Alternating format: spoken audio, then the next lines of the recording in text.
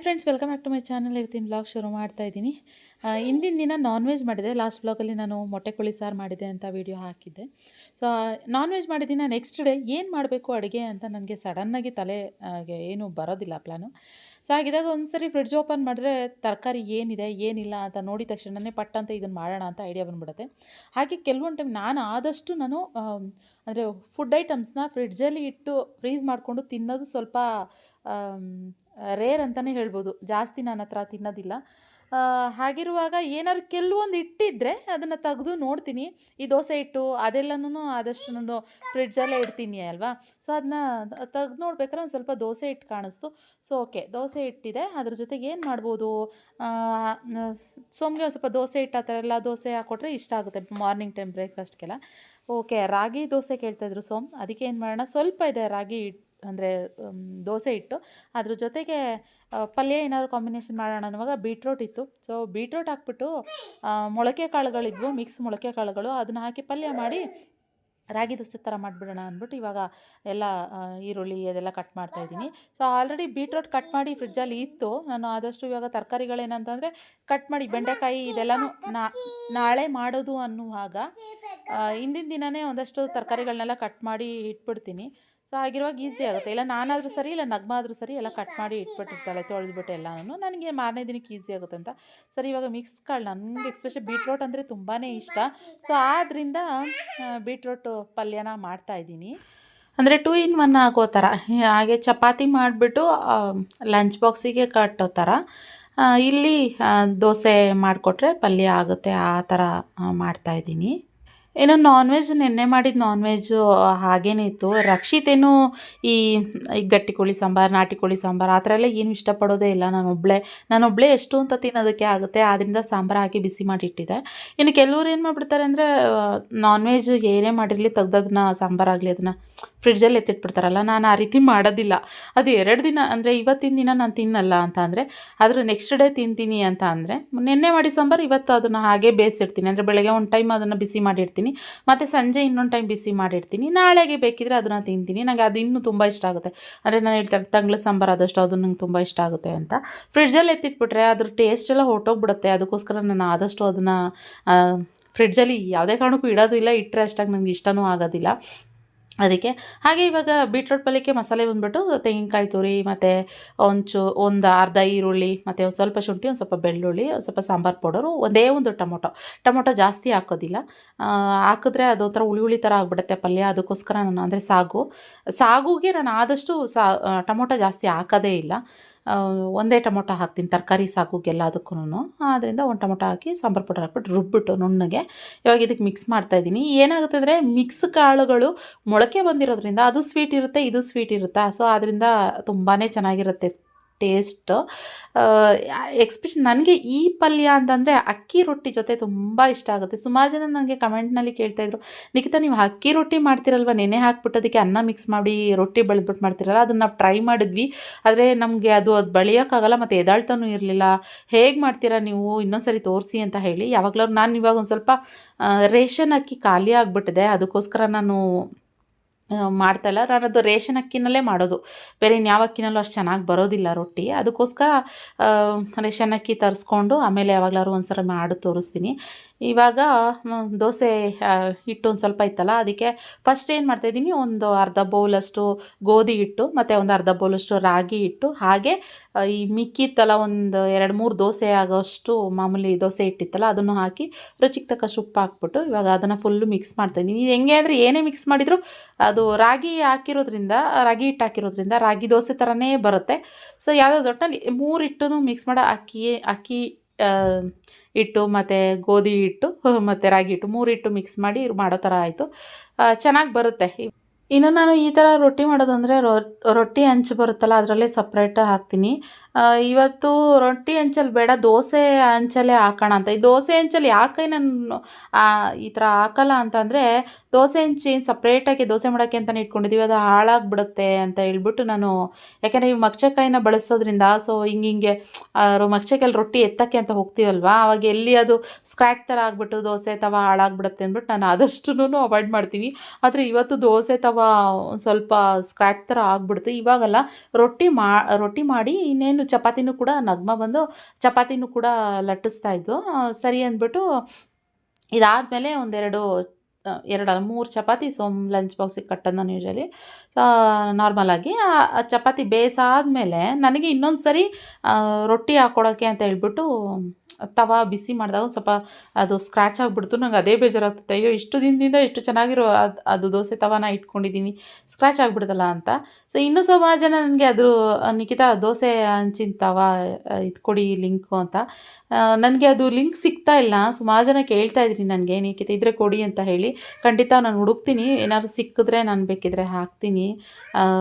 ಇಲ್ಲ ಅಂತಂದರೆ ಬೇಜಾರು ಮಾಡ್ಕೊಬೇಡಿ. ಯಾಕೆ ಅಂತಂದರೆ ಅದು ನಾನು ತುಂಬ ಅಮೆಝಾನಲ್ಲಿ ಏನಾದ್ರು ಐಟಮ್ಸ್ಗಳು ತರಿಸ್ತಾ ಇರ್ತೀನಲ್ವಾ, ತುಂಬ ಜಾಸ್ತಿ ಐಟಮ್ಸ್ ತರಿಸ್ತಾ ಇದ್ದಷ್ಟು ಅದು ಯಾವ ಲೀಸ್ಟಲ್ಲಿ ಆರ್ಡರ್ ಮಾಡಿರೋ ಆ ಲೀಸ್ಟಲ್ಲಿ ಕೆಳಗಡೆ ಹೊರ್ಟೋಗ್ಬಿಟ್ಟಿರುತ್ತೆ, ಅದು ಸಿಗೋದೇ ಇಲ್ಲ ಒಂದೊಂದು ಸರಿ ನನಗೆ ಯಾವ್ಯಾವ ಐಟಮ್ ತರಿಸಿದ್ದೀನಿ ಅಂತ ಹೇಳಿ. ಆದ್ದರಿಂದ ಸ್ವಲ್ಪ ಕಷ್ಟ ಆಗುತ್ತೆ. ಇನ್ನು ಇವಾಗ ಸೋಮ್ಗೆ ತಿಂಡಿ ಕೊಟ್ಟಿದ್ದೀನಿ. ತಿಂಡಿ ಕೊಟ್ಬಿಟ್ಟು ಇನ್ನೇನೋ ಮಾತಾಡ್ಸೋಣ ಅಂತ ಹೋಗ್ತೀನಿ, ಕಾಣಿಸ್ತಾನೆ ಇಲ್ಲ. ಇಲ್ಲಿ ಲಿವಿಂಗ್ ಏರಿಯಾದಲ್ಲಿ ಇರಲೇ ಇಲ್ಲ. ಇವಾಗ ಹುಡುಕೊಂಡು ಹೋಗ್ತಾ ಇದ್ದೀನಿ, ಬಾಲ್ಕನಿಯಲ್ಲಿ ಕೂತ್ಕೊಂಡಿದ್ದಾರೆ ನೋಡಿ. ನಮ್ಮ ಮನೆಯವ್ರನ್ನ ಹುಡುಕ್ತಾ ಇದ್ದೀನಿ ನಾನು ತಿಂಡಿ ಕೊಟ್ಬಿಟ್ಟು.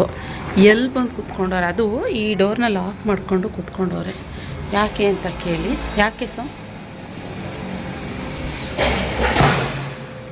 ಚೆನ್ನಾಗಿದೆ, ಏನು ವ್ಯೂ ಚೆನ್ನಾಗಿದೆ, ಎದುರುಗಡೆ ವ್ಯೂ ಚೆನ್ನಾಗಿದೆಯತ್ತೆ ಫ್ರೆಂಡ್. ಹಾಂ, ಒಂದು ಡಿಸೈಡ್ ಮಾಡ್ತಾನೆ ಕಿಚನ್ ವಿಷಯಕ್ಕೆ ಹೋಗ್ಬಾರ್ದು. ಕಿಚನ್ ವಿಷಯಕ್ಕೆ ಹೋದ್ರೆ ನನ್ನ ತಲೆ ಕಿಚನ್ ಆಗ್ಬಿಡುತ್ತೆ. ಬಾಲ್ಕನಿಯಲ್ಲೇ ಇರ್ಬೇಕು ನಾನು. ಅದಕ್ಕೆ ಏನಾಯ್ತು ಅಂತದ್ದು ನಿಮ್ದು ಏನೇನೋ ಡಿಸ್ಕಷನ್ ನಡೀತಾ ಇರುತ್ತೆ ಬೆಳಿಗ್ಗೆ ಇರುತ್ತಲ್ವ ಕಾಂಬಿನೇಷನ್. ಇವಾಗ ಕಾಮೆಂಜರಿ ನಿಮ್ಮಿಬ್ಬರದು, ನಿಮ್ಮದು ನಗ್ಗುಂಟು, ನಾನು ಸೆಂಟ್ರಲ್ಲಿ ಕ್ಯಾರೆಕ್ಟರ್ ಆಗಿ. ನಾನು ಏನೋ ನಿನ್ನೆ ಪಾತ್ರೆ ಸರಿ ತೊಳೆದಿರಲಿಲ್ಲ, ಒಂದು ಸ್ಪೂನು ಇದ್ಯಾಕೆ ಹಿಂಗೆ ತೊಳೆದಿದ್ಯಾ ಅಂತ ಅಂದೆ ಅಷ್ಟೇ. ಬೆಳಗ್ಗೆ ಶುರು ಅಂತಿದ್ರು. ಸುಮ್ಮನೆ ಇರ್ರಿ ಅಂತೆ, ಅದಕ್ಕೆ ಬಂದು ಇಲ್ಲಿ ಕೂತ್ಕೊಂಡವ್ರೆ. ಆಯಿತಾ, ಚೆನ್ನಾಯ್ತಾ? 2 ದೋಸೆ ಹಾಕ್ಕೊಟ್ಟೆ, ರಾಗಿ ಗೋಧಿ ದೋಸೆ ಹಿಟ್ಟಿಂದು ಮಿಕ್ಸ್ ದೋಸೆ. ಚೆನ್ನಾಗಿದೆಯಾ? ಆಯಿತಾ? ಸೂಪರ್. ರಕ್ತ ಅಲ್ಲ, ಬೇವ್ರು ಸುರಿಸಿ ರಕ್ತ.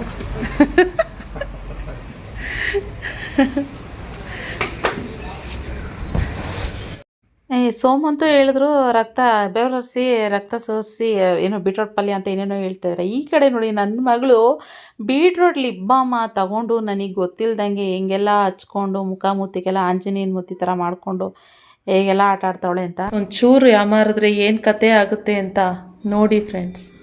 ನಾನು ಯಾವಾಗಲೂ ಬೀಟ್ರೋಟ್ ಲಿಪ್ ಬಾಮ್ ತುಂಬ ಚೆನ್ನಾಗಿದೆ ಅಂತಿದ್ದೆ, ಆದರೆ ನನ್ನ ಮಗಳು ಅದನ್ನೇ ತಗೊಬಂದ್ಬಿಟ್ಟು ಇಲ್ಲಿ ನೋಡಿ ಯಾವ ಸ್ಥಿತಿ ಮಾಡೋಳೆ. ಪಕ್ಕದಲ್ಲೇ ಕೂತಿದ್ದೀನಿ, ನನಗೊಂಚೂರು ಇಂಟು ಸಿಕ್ಕಿಲ್ಲ. ಅವಳು ಇದೆಲ್ಲ ಮಾಡ್ಕೊತಾವಳೆ ಅಂತ ಪಕ್ಕದಲ್ಲೇ ಕೂತ್ಕೊಂಡು ಫೋನ್ ನೋಡ್ತಾ ಕೂತಿದ್ದೀನಿ. ಯಪ್ಪೋ,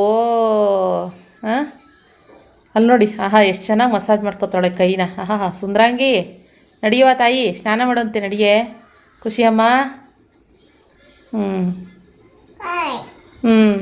ಇರು ಪಪ್ಪಾಗೆ ಹೇಳ್ತೀನಿ ಪಪ್ಪಾಗೆ. ಪಪ್ಪ ನೋಡಿ, ಪಪ್ಪ ಹಿಂಗೆಲ್ಲ ಮಾಡ್ಕೊಂಡಿದ್ದಾಳೆ ಖುಷಿ ಕೈ ಕಾಲಿಗೆಲ್ಲ ಅಂತ. ಇನ್ನು ಅವಳಿಗೆ ಸ್ನಾನ ಮಾಡಿಸಿ ಮಲಗಿಸ್ಬಿಟ್ಟು ನಾನು ಕೂಡ ಸ್ನಾನ ಮಾಡಿಕೊಂಡು ಫ್ರೆಶ್ ಅಪ್ ಆದೆ. ಹಬ್ಬ ಒಂಥರ ಅವಳಿಗೆ ಸ್ನಾನ ಮಾಡ್ಸೋಕೆ ಅಲ್ಲಿ ಹಚ್ಕೊಂಡು ಎಷ್ಟೆಲ್ಲ ಒಂಥರ ಮಾಡ್ಕೊಂಡಿದ್ಲು. ಅದನ್ನೆಲ್ಲ ಕ್ಲೀನ್ ಮಾಡೋಷ್ಟಕ್ಕೆ ತೊಳೆಯೋಷ್ಟರಲ್ಲಿ ಸುಸ್ತಾದಂಗಾಯಿತು. ಮಕ್ಕಳು ಒಂದು ಸ್ವಲ್ಪ ನಾವು ಯಾಮಾರಿದ್ರೆ ಹೆಂಗೆಲ್ಲ ನನ್ನ ಪಕ್ಕದಲ್ಲೇ ಕೂತ್ಕೊಂಡಿದ್ರೆ ನನಗೆ ಅದು ಗೊತ್ತಾಗಲೇ ಇಲ್ಲ. ಸರಿ ಮುಟ್ಟು ಸ್ನಾನ ಮಾಡಿಸಿ ಮಲಗಿಸ್ದೆ. ಇನ್ನು ನಾನು ತಲೆಗೆಲ್ಲ ಒಂದು ಸ್ವಲ್ಪ ಎಣ್ಣೆ ಹಚ್ಕೊಂಡಿದ್ದೆ, ಏರ್ ವಾಶ್ ಮಾಡ್ಕೊಂಡಿದ್ದೆ. ಸೊ ಏನಂದರೆ ಎಣ್ಣೆ ಹಚ್ಕೊಂಡೆ ನಾನು ಯಾವಾಗಲೂ ಸ್ನಾನ ಮಾಡೋದು. ಹಾಗೆ ಹಸಿ ತಲೆಯಲ್ಲಿ ತಲೆ ಕೂದಲನ್ನ ಬಾಚಬಾರ್ದು ಅಂತ, ಸ್ಪ್ಲಿಟ್ ಹೇರ್ ಆಗುತ್ತೆ ಅಂತ ಹೇಳ್ತಾರೆ. ನಾನು ಆದಷ್ಟು ಯಾವಾಗಲೂ ಅಷ್ಟೇ, ಫಸ್ಟಿಂದನೂ ಅಷ್ಟೇ, ಯಾವುದೇ ಕಾರಣಕ್ಕೂ ಹಸಿ ಕೂದಲಲ್ಲಿ ಏನು ಕೊಂಬ್ ಮಾಡಲ್ಲ ನಾನು.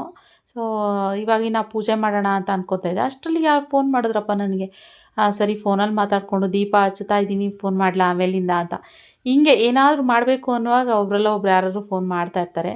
ಸರಿ ಅಂದ್ಬಿಟ್ಟು ಇಟ್ಬಿಟ್ಟು, ಎಮರ್ಜೆನ್ಸಿ ಇತ್ತು ಪಾಪ, ಅವ್ರು ಅಪರೂಪಕ್ಕೆ ಕಾಲ್ ಮಾಡಿದ್ರು. ಅದರಿಂದ ಮಾತಾಡಿ ಇನ್ನು ಸ್ವಲ್ಪ ಹೊತ್ತು ಬಿಟ್ಕೊಂಡು ನಾನು ಕಾಲ್ ಮಾಡಲಾ ಅಂತ ಹೇಳ್ಬಿಟ್ಟು ಮಾತಾಡಿ ಇವಾಗ ದೀಪ ಹಚ್ಚಿಡ್ತಾಯಿದ್ದೀನಿ. ಸೊ ನಾರ್ಮಲಾಗಿ ತುಪ್ಪದ ದೀಪ, ಬತ್ತಿ ಬರುತ್ತಲ್ಲ ತುಪ್ಪದ್ದು, ಅದನ್ನು ಹೊರಗಡೆ ಹಚ್ಚಿಡ್ತೀನಿ ನಾನು.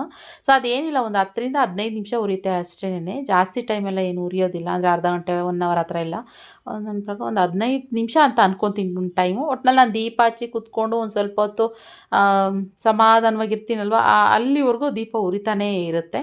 ಸೊ ಚಿಕ್ಕ ಬತ್ತಿ ಬರುತ್ತೆ. ನಾನು ಆದಷ್ಟು ಅದನ್ನು ಮೆಟ್ರೋನಲ್ಲಿ ಹೋದಾಗ ಮೆಟ್ರೋಯಿಂದ ಒಂದು 3 ಡಬ್ಬಿ 4 ಡಬ್ಬಿ ಈ ಥರ ತಂದುಬಿಡ್ತೀನಿ. ಆ್ಯಂಡ್ ಆ್ಯಂಡ್ ಜೊತೆಗೆ ಮನೆಯಲ್ಲಂತೂ ರೆಗ್ಯುಲರಾಗಿ ಸೋಮವಾರ, ಗುರುವಾರ, ಶುಕ್ರವಾರ ನಾನು ದೀಪ ಹಚ್ಚಬೇಕಾದ್ರೆ ಆ ತುಪ್ಪದ ಬತ್ತಿನ ಅದನ್ನು ಹಚ್ಚೆ ಅಂದರೆ 2 ದೀಪದ ಜೊತೆಗೆ ಒಂದು ತುಪ್ಪದ ಬತ್ತಿ ಹಚ್ಚುತ್ತೀನಿ. ಸೊ ಮತ್ತು ಇನ್ನೂ ಸುಮಾರು ಜನ ಹೇಳ್ತಾ ಇರ್ತಾರೆ, ನಿಖಿತಾ ರಿಪೀಟ್ ಹೇಳಿದ್ದನ್ನ ಮತ್ತೆ ಹೇಳ್ತಾ ಇರ್ತೀರ ಅಂತ. ಅದು ಗೊತ್ತಿಲ್ಲ ನನಗೇನೆ ಯಾಕೆ ಹಾಗಾಗ್ತಾಯಿದೆ ಅಂತ ಗೊತ್ತಾಗ್ತಾ ಇಲ್ಲ. ದಯವಿಟ್ಟು ಇದೊಂದು ನನ್ನಲ್ಲಿ ಮನವಿ, ಸಾರಿ ಅಂತ ಹೇಳ್ತೀನಿ. ಯಾಕೆಂದರೆ ನನಗೆ ಗೊತ್ತಿಲ್ಲದಂಗೆ 2 ಟೈಮ್ ರಿಪೀಟಾಗಿ ಹೇಳ್ಬಿಟ್ಟಿರ್ತೀನಿ ಅನ್ಸುತ್ತೆ. ಅಂದರೆ ಒಂದು ಸರಿ ನಾರ್ಮಲಾಗಿ ಮಾತಾಡಿರ್ತೀನಿ ವ್ಲಾಗಲ್ಲಿ, ಇನ್ನೊಂದು ಸತಿ ಅದು ವಾಯ್ಸ್ ಓವರಲ್ಲೂ ಕೂಡ ಮಾತಾಡ್ಬಿಡ್ತೀನಿ. ಅದು ನನಗೆ ಗೊತ್ತಿಲ್ಲದಂಗೆ ಮಾಡ್ತಾ ಇರೋ ದೊಡ್ಡ ಮಿಸ್ಟೇಕು ಅನ್ನೋ ಥರ ಫೀಲ್ ಆಗ್ತಾಯಿದೆ ನನಗೆ. ಹಾಯ್ ಫ್ರೆಂಡ್ಸ್, ಮತ್ತೆ ಬೆಳಗ್ಗೆ ವ್ಲಾಗ್ ಕಂಟಿನ್ಯೂ ಮಾಡ್ತಾಯಿದ್ದೀನಿ. ಯಾಕೋ ನನ್ನ ಮೊದ್ದು ಬೆಳಗ್ಗೆ ಕಚ್ಚಿ ಅಂತಿದೆ. ಬಂದು ಬೆಳಗ್ಗೆ ದೀಪಕ್ಕೆ ಹಚ್ಚೋದಕ್ಕೆ ರೆಡಿ ಮಾಡ್ತಿದ್ದಾರೆ. ನಿನ್ನೆ ಸಂಜೆ ಪೂಜೆ ಮಾಡಿದೆ, ಮತ್ತೆ ಬ್ಲಾಗ್ ಕಂಟಿನ್ಯೂ ಮಾಡೋಕ್ಕಾಗಲಿಲ್ಲ. ಇವತ್ತು ಟೈಮ್ ಬಂದು 9 ಗಂಟೆ 8 ಗಂಟೆಯಲ್ಲೇ ಇದ್ದೀನಿ ಇನ್ನು ನಾನು. ತಿಂಡಿ ಬಂದು ಈ ಕಡೆ ಪನ್ನೀರ್ ಪಲಾವ್ ಮಾಡಿ ಇಟ್ಟಿದ್ದೀನಿ. ಆಗಿದೆ, ಪನ್ನೀರ್ ಪಲಾವ್ ರೆಡಿ ಆಗಿದೆ. ರಾಯ್ತನೂ ಕೂಡ ಈ ಕಡೆ ರೆಡಿ ಮಾಡಿದ್ದೀನಿ. ಹಾಲು ಬಿಸಿ ಮಾಡಿ ಇಟ್ಟಿದ್ದೀನಿ. ಹಿಂಗೆ ನನ್ನ ಮಗಳು ಬೇಗ ಇದ್ದಿದ್ದಾಳೆ ಇವತ್ತಲ್ಲಿ. ಅಪ್ಪ ಅಂತ ಅವಳೆ. ನನಗೆ ಯಾಕೋ ಈ ಬಾರದ ಐಟಮ್ ಏನಾದರೂ ಎತ್ಕೊಂಡ್ರೆ ಸಾಕು, ನೀರು ಕ್ಯಾನ್ ಆಗಲಿ ಸಿಲಿಂಡರ್ ಆಗಲಿ ಹಿಂಗೆ ಎತ್ಕೊಂಡ್ರೆ ಇಚ್ಚಿಂಗ್ ಶುರು ಆಗ್ತಾಯಿದೆ. ಸೊ ಅದಕ್ಕೋಸ್ಕರ ಒಂದು ಸ್ವಲ್ಪ ಬ್ಲಡ್ ಟೆಸ್ಟ್ ಕೊಡೋಕ್ಕೆ ಹೋಗೋಣ ಅಂತ ಹಾಸ್ಪಿಟ್ಲಿಗೆ ಅಂದ್ಕೊಂಡೆ.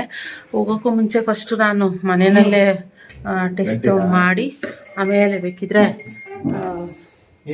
ಹೋಗೋಣ ಅಂತ ಅಂದ್ಕೊಂಡು ಇವಾಗ ಟೆಸ್ಟು ಮಾಡ್ತಾಯಿದ್ದೀನಿ. ಸೊ ಬ್ಲಡ್ ಟೆಸ್ಟ್ ಮನೆಯಲ್ಲೇ ನಾನು ಮಾಡ್ಕೊತೀನಿ. ಯೂಶಲಿ ಯಾವಾಗಲೂ ಆಗ್ತೀನಿ.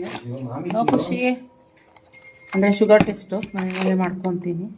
ನೋಡಬೇಕು ಎಷ್ಟಿದೆ ಏನು ಎತ್ತ ಅಂತ ನೋಡಿಬಿಟ್ಟು ಆಮೇಲೆ ಅಲ್ಲಿಗೆ ಹೋಗುವಂಥ. ಮನೇಲಿ ಟೆಸ್ಟ್ ಮಾಡ್ಕೊಂಬೇಡ, ಹೊರಗಡೆನೇ ಹೋಗಿ ಮಾಡ್ಕೊ ಅಂತಂದರು.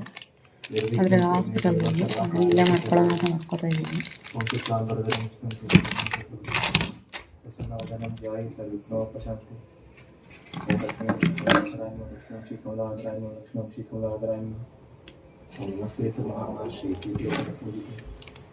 शंखचक्रगदास्ते महालक्ष्मी ओम भूर्भुवस्सुवः भर्गो देवस्य धीमहि धियो यो नः प्रचोदयात् ओम गुरुब्रह्मा गुरुविष्णु गुरुदेवो महेश्वरः गुरु साक्षात् परब्रह्म तस्मै श्री गुरुवे नमः ओम सत्वं सत्तमे तमसो मा ज्योतिर्गमये नित्यं अमृतं गमये ओम सहना भवतु सहना भवतु सह वीर्यं करवावहै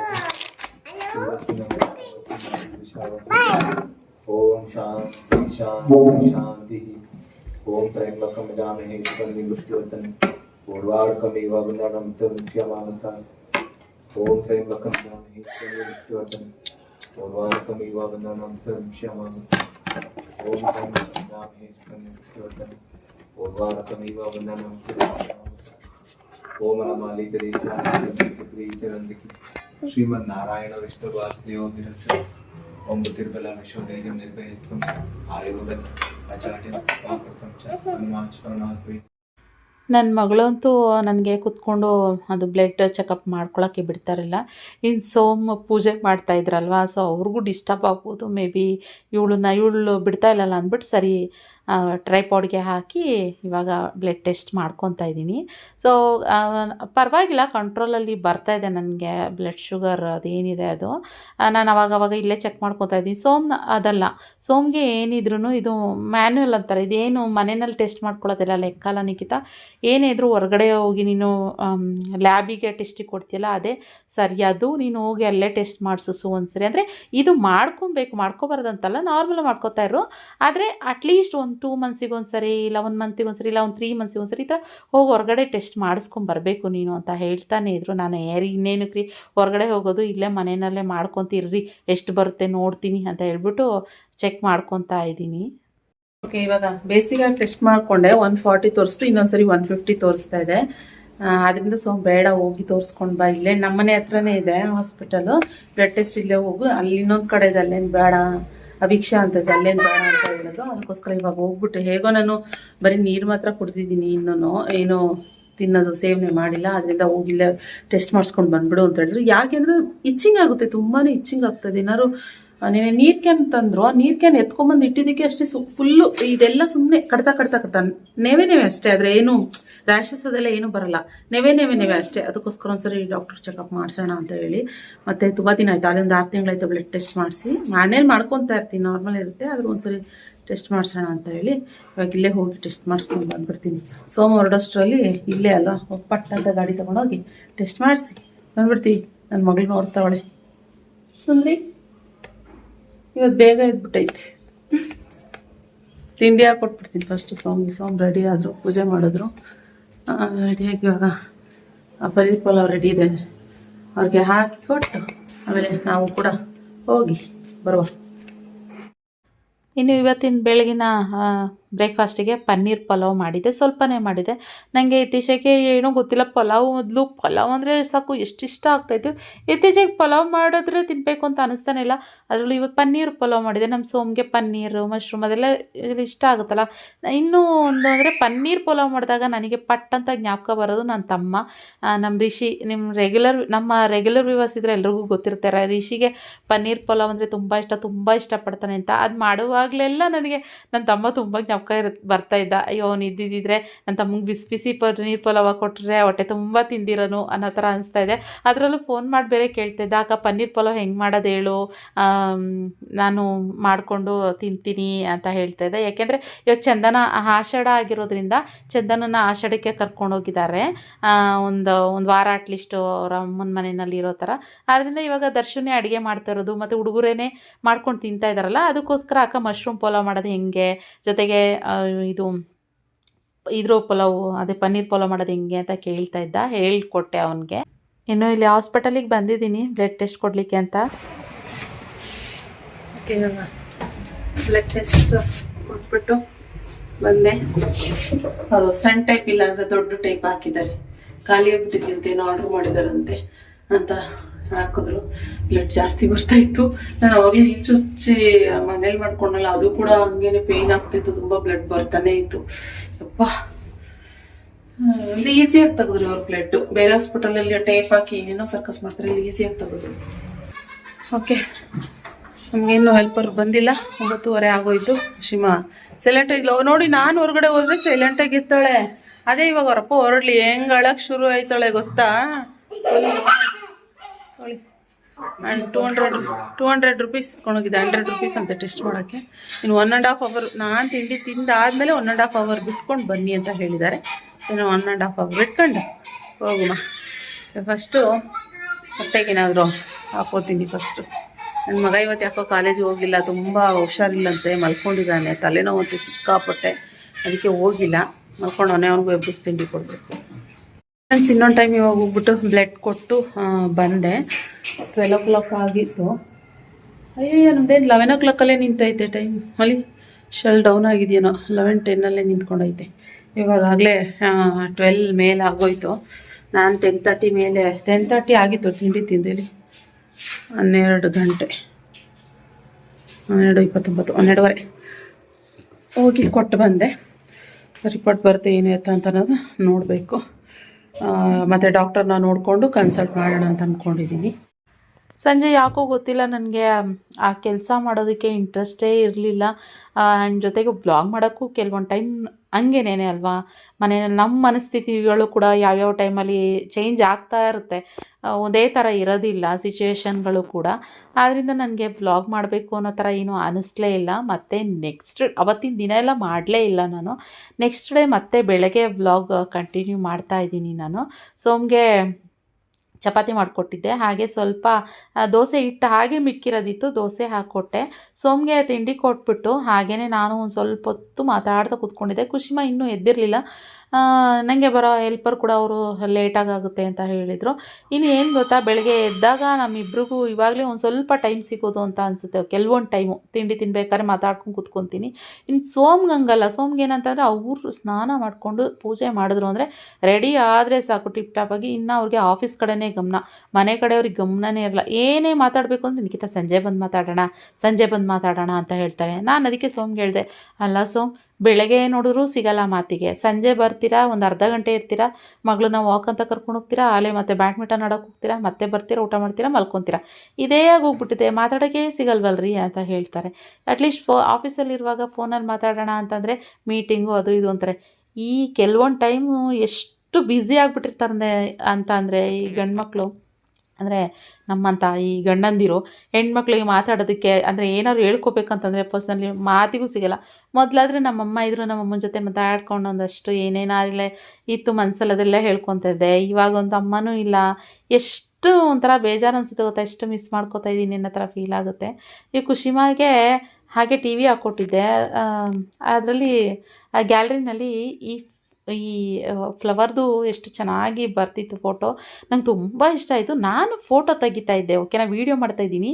ನನ್ನ ಮಗಳು ನಾನು ಮಾಡೋದನ್ನು ನೋಡಿ ಸೇಮ್ ಅವಳು ನೋಡಿ ಅದೇ ಥರ ಹೆಂಗೆ ಫೋನ್ ಇಟ್ಕೊಂಡವಳೆ, ಇಲ್ಲಿ ನಾನು ಮಾಡ್ತಾಯಿದ್ದೀನಲ್ಲ ಅದಕ್ಕೆ ಅವಳು ಮಾಡೋ ಥರ ಸುಮ್ಮನೆ ಇನ್ನೊಂದು ಫೋನ್ನ ಇಟ್ಕೊಂಡು ಮಾಡ್ತಾಳೆ. ಅದು ಗ್ಯಾಲರಿ ಸಖತ್ತಾಗಿದೆ ಅಲ್ಲ, ನಂಗೆ ತುಂಬ ಇಷ್ಟ ಆಯಿತು. ನನಗೆ ಈ ಫ್ಲವರ್ ಇದೆಯಲ್ಲ, ಈ ಫ್ಲವರ್ ಅಂದರೆ ನಂಗೆ ತುಂಬ ಇಷ್ಟ ಆಗುತ್ತೆ.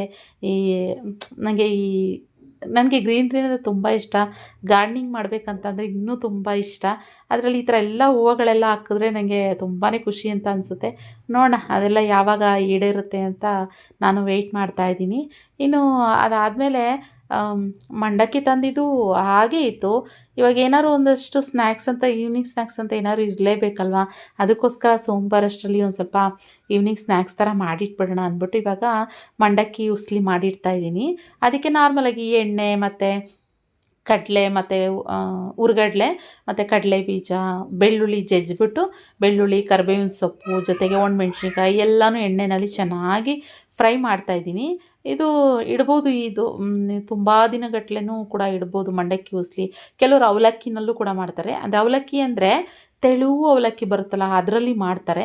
ನಾನು ತೆಳು ಅವಲಕ್ಕಿ ಯಾವತ್ತೂ ಮಾಡಿಲ್ಲಪ್ಪ.